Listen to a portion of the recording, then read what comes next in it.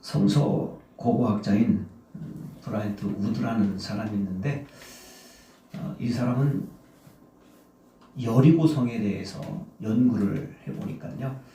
여리고성은 도저히 무너지지 않는 성이다. 도저히 이것은 누가 어떻게 하든 이거는 무너지지 않는 성이다. 성의 넓이는 2m에서 그 위에서 수레가 지나갈 정도로 엄청난 난공불락의 성이었다. 이렇게 연구를 해보니까 고고학자가 대단한 성이었다. 이것은 누구도 무너뜨릴 수 없는 성이었다. 이렇게 얘기를 했습니다. 그런데 그 성은 결국 어떻게 됐습니까? 무너졌습니다. 누가 무너뜨렸습니까? 예, 뭐 대답이 없는 거 보니까 잘 모르는 것 같기도 한데 하나님이 이렇게 무너뜨린 줄 믿습니다. 할렐루야. 난공불락의 성이라 할지라도 이건 도저히 안 되는 그러한 성이라 할지라도 하나님이 개입하시기만 하면 모든 것은 다 해결되는 줄 믿습니다. 우리가 싸울 때 이건 안 되는 싸움이다. 그러면 우리가 흔히 얘기할 때 다윗과 골리앗과의 싸움이다. 이렇게 얘기를 합니다. 축구로 얘기하면 베트남하고 브라질하고 싸운다. 그러면은 베트남이 브라질 이길 수가 없죠. 왜냐하면 베트남도 우리가 최소 3대0으로 이기니까. 근데 그런 싸움은 뭐라고 한다고요? 다윗과 골리앗의 싸움이다. 자, 그런데 다윗과 골리앗의 싸움, 왜 다윗과 골리앗의 싸움으로 비교합니까? 골리앗은 키가 크고 장수에 능하고 그 당시에 블레셋 사람들은 전쟁을 좋아하기 때문에 아주 싸움에 최고로 능한 사람입니다. 키도 2m 30 정도 되는 엄청난 거부입니다. 근데 다윗은 어떻습니까? 키도 작습니다. 그래서 도저히 그 싸움은 누가 이길 수 없는, 다윗이 이길 수 없는 그러한 싸움이었어요. 누가 봐도 이건 골리앗이 이긴다는 그런 싸움이었죠. 그러나 결국 누가 이겼습니까? 다윗이 이긴 줄 믿습니다. 왜 그렇습니까? 다윗은 그 능한 장수인 골리앗을 본 것이 아닙니다. 누구를 보았습니까? 하나님의 능력을 보았습니다. 그가 말씀한 것처럼 너는 칼과 창과 단창으로 내게 오지만 나는 만군의 여호와 하나님의 이름으로 너에게 간다. 할렐루야. 다윗과 골리앗의 싸움 도저히 다윗이 이길 수 없었지만 하나님은 이기게 하신 줄 믿습니다. 그러면 2021년 새해 2020년도 마찬가지였죠. 우리가 코로나 때문에 너무도 어렵고 힘든 시절을 지금 보내고 있습니다. 누가 봐도 어렵고 힘들어요. 사업도 안 됩니다. 참 어렵습니다. 그러나 그러한 코로나를 바라보고 그러한 문제, 그러한 어려움을 바라본다면 그 사람은 계속해서 어려워지는 거예요. 그러나 그 문제를 해결할 수 있는, 그 문제를 해결하시는 주님을 바라본다면 반드시 여러분들 승리할 줄 믿습니다. 하나님께서 여러분들 가정에 다윗처럼 큰 복을 내려주실 줄 믿습니다. 눈을 들어 문제를 바라보지 말고 눈을 들어 하나님을 바라보시는 여러분들 되시기를 주의 이름으로 축복합니다. 아멘. 할렐루야. 아멘. 여러분 꽃 좋아하죠? 네, 꽃을 좋아합니다. 꽃 좋다. 근데 이 꽃을 키우기 위해서는 어떻게 해야 됩니까? 물을 줘야 되죠. 사랑으로. 그죠? 근데 꽃만 좋아해. 나 너무 좋아해. 근데 물을 주지 않으면 어떡합니까? 말로만 나 꽃 좋아해. 그러면 안 되는 거예요. 어떻게 해야 됩니까? 물을 줘야 되는 겁니다. 그래서 사랑이란 무엇이냐? 행함이 있어야 된다는 거예요. 사랑이란 무엇이냐? 행동이 있어야 되는 겁니다. 그래야 진정한 사랑이 이루어진다는 거예요. 성경에도 나와 있잖아요. 행함이 없는 믿음은 죽은 믿음이다. 그래서 사랑은 실천, 사랑은 행하는 데 있는 겁니다.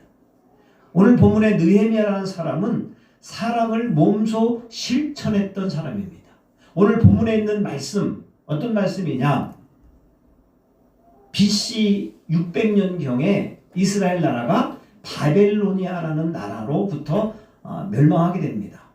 그 당시에 바벨론은 최고의 강대국이었고 느부갓네살 왕은 전쟁에 능한 그러한 왕이었습니다. 그 나라에 이스라엘 나라는 이제 멸망하게 되는 것이고 이스라엘 나라는 이제 멸망될 뿐만 아니라 많은 사람들이 포로로 잡혀가게 되었고 왕궁에 있는 금과 은과 모든 것들을 다 빼앗기는 그러한 신세가 되었습니다. 자, 그런데요, 시간이 지나면서 신흥 강대국이었던 메대와 파사 나라가 나옵니다. 이 메대 파사 나라가 이 바벨로니아를 또 멸망시킵니다. 그래서 영원한 강대국이 없는 거예요. 그래서 메대 파사 나라가 바벨론을 이제 멸망시킨 것. 그때에 이제 오늘 말씀해 보니까 그 당시에 왕이 누굽니까? 1절에 보니까 아닥사스다 왕입니다. 자, 그러면 느헤미야는 누구냐? 아닥사스다 왕의 비서실장격인 아주 높은 지위에 있었던 사람입니다.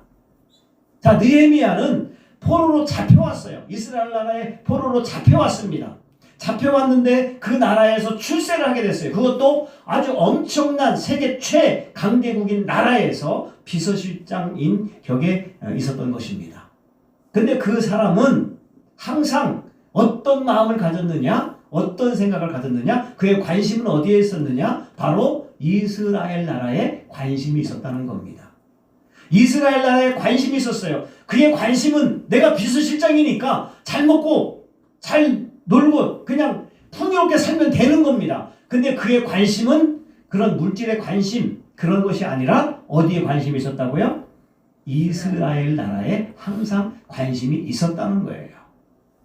그래서 그는 이스라엘 나라에 관심이 있어서 결국은 이제 이스라엘 나라에 돌아가서 예루살렘에 돌아가서 성벽을 완공하는 그러한 멋진 영향력 있는 선한 영향력 있는 그런 사람이 됩니다. 할렐루야. 네. 그래서 오늘 선한 영향력 두 번째 시간으로 느헤미야를 통해서 우리는 어떻게 해야 선한 영향력이 있는 사람이 될 것이냐. 첫 번째는 오늘 말씀해 보니까 관심입니다. 관심.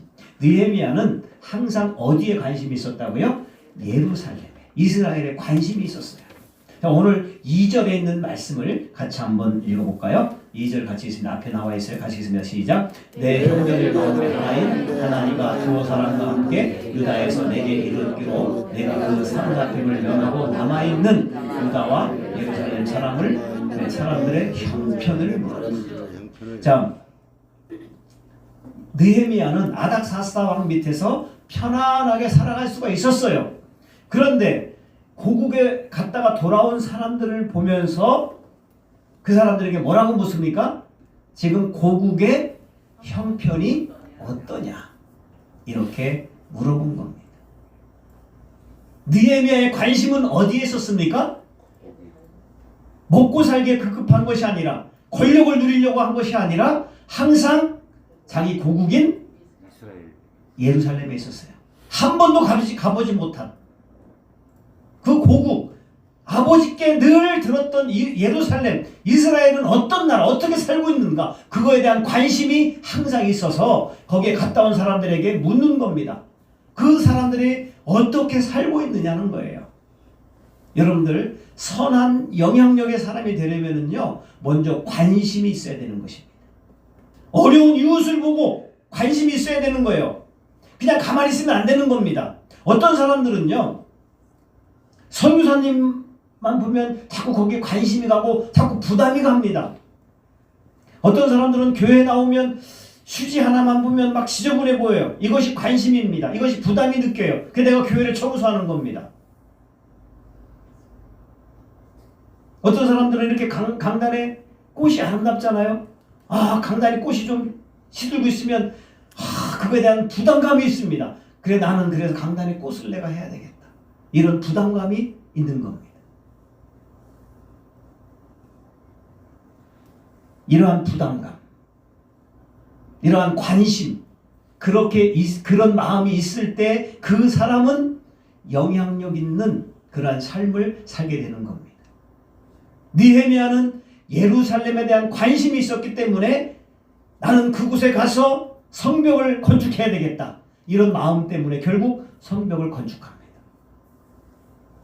선교사에 대한 관심, 교회에 대한 관심, 이러한 관심 있는 사람은 그거에 대한 관심이 있기 때문에 그거에 대한 열심이 있습니다. 그러면 그 사람은 다른 사람이 볼 때에 영향력 있는 사람으로 변하게 되는 것입니다. 여러분들 무엇에 관심이 있습니까? 하나님께 관심을 두시고 또 교회에 관심을 두시고 할렐루야. 아멘. 어려운 이웃에 관심을 두시고 아멘. 그래서 여러분들은 선한 영향력 있는 사람들 되시기를 주 이름으로 축복합니다. 아멘. 자, 관심만 있었던 게 아니죠. 느헤미야는 관심을 가졌어요. 예루살렘에 관심을 가졌습니다. 관심만 가진 것이 아니라 오늘 본문 3절에 보니까 그 다녀온 사람들의 보고가 있죠. 뭐라고 보고합니까? 같이 한번 읽어볼까요? 3절 같이 읽습니다. 시작. 그들이 내게 이르되 하나가 보고 와 있는 자들의 큰 환난을 당하고 그 사람들이 지금 어떻게 된다는 거예요? 큰 환난을 당하고 능욕을 받으며 예루살렘 성은 허물어지고 성문들은 불탔다 하는지라. 그 포로로 잡혀오지 않은 그 사람들이 오히려 더 어렵게 살아요. 나라는 있지만 성벽이 없습니다. 그래서 그들은 능욕을 받습니다. 환난을 당합니다. 먹을 것이 없습니다. 이러한 소식을 듣게 된 겁니다. 그래서 느헤미야는 어떻게 합니까? 4절을 같이 한번 읽어볼까요? 내가 이 말을 듣고 앉아서 울고 수일 동안 슬퍼하며 하늘의 하나님 앞에 금식하며 기도하여 어떻게 했다고요? 울었다는 거예요. 이것이 먼저입니다. 어려운 이웃을 보고 어려운 고국 사람들을 보고 어떻게 했어요? 울었다는 거예요. 선한 영향력 있는 사람이 되려면요, 먼저 눈물이 있어야 됩니다. 마음에 감동이 있어야 되는 겁니다. 목회를 제가 시작하면서 제일 1번이 뭐냐? 주님께 칭찬받는 그런 사람이 돼야 되겠다. 주님께 칭찬받는 교회가 돼야 되겠다. 이러한 마음으로 교회를 개척해서 시작했습니다. 지금도 변함이 없어요. 교회는 주님께 칭찬받는 교회가 돼야 되고 성도들도 마찬가지로 주님께 칭찬받는 성도가 돼야 될 줄 믿습니다. 아멘. 어려운 이웃을 보면 여러분들 어떻습니까? 마음이 아파야 됩니다. 제가 필리핀에를 여러분들 아시겠지만 1년에 한두 번씩 가는 경우가 있었죠. 저는 거기에 보면 선교사님들이 정말 진실되게 선교하는 선교사님들을 만날 수가 있어요. 다 그런 건 아닙니다. 정말 열심히 있는 사람들이 있어요. 거기 학교를 세웁니다. 어려운 학생들을 데려다가 공부를 시킵니다. 특별히 한국 사람들이 필리핀에 가서 이제 아이를 낳아서 남자들이 가서 일을 저질러서 아이를 낳는데 그 아이들을 코피노라고 하죠. 코피노 아이들. 그 아이들 분유가 없어서 너무도 고생합니다. 저는 그런 것들을 다 보고 왔죠. 그래서 이제 그 선교사님들을 돕고 그 코피노 아이들을 도우려는 그런 사역을 제가 지금 준비하고 있는 겁니다. 그 사람들을 보면서 눈물이 납니다. 그 사람들을 보면서 감동이 일어납니다. 느헤미야도 마찬가지로 자기 고국에 있는 사람들이 너무도 고통스러우니까 눈물을 흘립니다. 그리고 그 다음에 어떻게 했다고요? 기도했고 금식했다는 거예요. 할렐루야. 아멘. 그의 기도의 내용이 5절에 보면 나와 있죠. 한번 같이 읽어볼까요? 하늘의 하나님 여호와 크고 두려우신 하나님이여 주를 사랑하고 주의 계명을 지키는 자에게 언약을 지키시며 긍휼을 베푸시는 주여. 할렐루야. 긍휼을 베푸시는 주여. 그 어려운 고국에 있는 사람들에게 하나님 긍휼을 베풀어 달라는 거예요. 할렐루야. 아멘. 느헤미야는 관심이 있었어요. 눈물을 흘립니다. 기도했습니다. 그래서 그는 선한 영향력 있는 사람이 되어서 예루살렘에 가서 돌아가서 성벽을 건축하는 그러한 일을 한 줄 믿습니다. 여러분들의 관심은 무엇입니까? 여러분들도 어려운 이웃에 관심이 있어야 되는 거예요. 그래서 여러분들 그 사람들을 도와줄 수 있는 그러한 마음의 자세, 마음이 있어야 될 줄 믿습니다. 아멘. 할렐루야. 아멘. 미국 보스턴에 앤이라는 한 소녀가 있었는데요. 이 앤이라는 소녀는 어머니가 일찍 죽습니다. 그리고 아버지는 알코올 중독자입니다. 그래서 도저히 어떻게 키울 수가 없으니까 시설로 자기 동생이랑 둘이 그 시설에서 자라는 거예요. 근데 그 시설에 와보니까 너무도 고통스러워요. 그 와중에 시설에서 자기 동생이 죽습니다. 그래서 이 애는요, 거기에서 나는 살 수가 없다. 그래서 도저히 아주 미치광이처럼 삽니다. 그래서 사람들이 얘를 포기해버려요. 그래서 결국은 정신병원으로 얘를 이송해서 정신병원에서 얘가 자라게 됩니다. 그 정신병원에서도 너무도 막 소리 지르고 그러니까 얘는 안 되겠다 싶어서 지하 독방에 가둡니다. 그런데 그때 많은 사람들이 다 포기했지만 로라라는 한 간호사가 내가 이 애를 책임지겠다는 거예요. 할렐루야. 아멘. 이런 멋진 사람이 나타날 줄 믿습니다. 아멘. 그 로라라는 간호사가요, 그 애를 계속해서 케어를 하고 계속해서 먹을 것을 갖다 주고 친구처럼 대화를 시도했지만 이 애는 끝까지 반항합니다. 쳐다보지도 않습니다. 근데 로라는 하나님을 믿으면서 계속해서 이 애를 계속해서 찾아가고 친구로 가서 만나주면서 서로 대화를 시도합니다. 1년 이상 지났을 때 이 앤의 마음이 변화되기 시작합니다. 할렐루야. 아멘. 대화를 이제 시작하게 되는 거예요.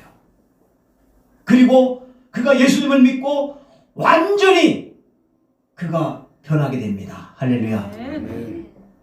그래서 그는 이제 고아원에서 나와서 혼자 생활할 수 있을 정도로, 또 많은 사람들의 단체에서 도와줘서 그가 훌륭한 사람이 됩니다. 그런데 신문을 보다 보니까 어떤 내용이 나오냐면, 눈도 보지 못하고 귀도 듣지 못하고 입은 뭐죠?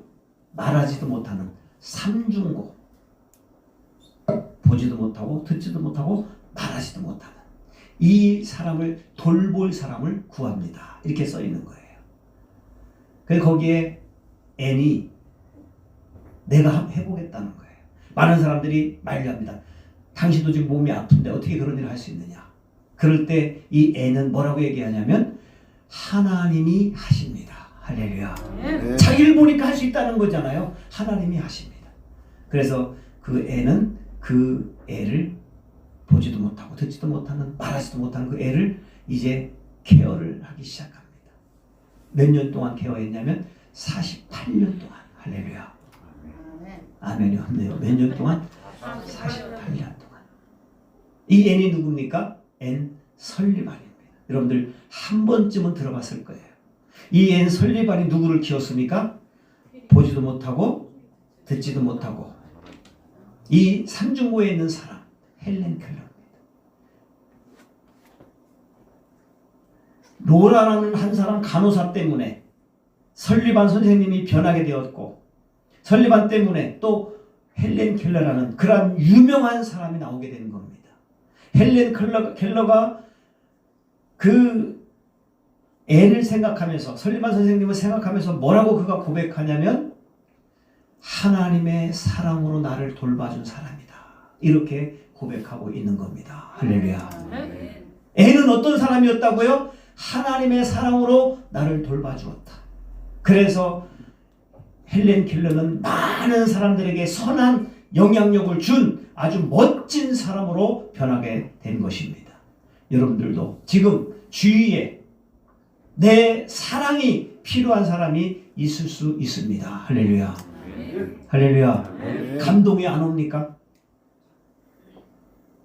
내가 이 사람을 돌봐야 되겠다. 이런 사람이 내 마음에 지금 감동이 있다면 여러분들 그 사람을 케어하고 그 사람을 사랑으로 감싸고 사랑으로 돌보는 여러분들 되시기를 주 이름으로 축복합니다.